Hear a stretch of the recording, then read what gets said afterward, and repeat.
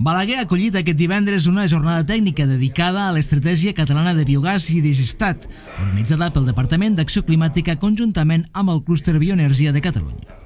L'objectiu de la sessió era exposar a tècnics municipals, possibles promotors de projectes i també a responsables de governs locals quina és la realitat d'aquest sector ara mateix i què es preveu de cara al futur. Introduir tant a tècnics de l'ambient ja professional, enginyers, arquitectes de l'àmbit local, com enginyeries en general que es dediquen al sector de l'energia, però també incloure aquells agents locals, governs locals que han tingut propostes de projectes i que els falta una mica el coneixement de mínims per saber què els convé més en cadascuna de les situacions en les que es troba el seu municipi.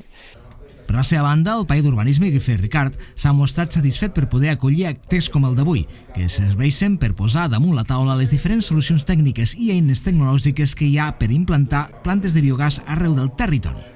Des de Pairia també estem immersos en el projecte de l'Energy Hub Lab, que inclou tots aquests projectes verds d'energia verda i per tant el tema del biogàs el tenim damunt de la taula, és un problema que tenim al territori, per tant és una solució al problema que tenim i contents de poder col·laborar i de poder participar en aquestes jornades tècniques que han de servir per ficar damunt de la taula les diferents solucions tècniques i les diferents eines tecnològiques que hi ha per poder resoldre i per poder implementar totes aquestes plantes de biogàs arreu del territori.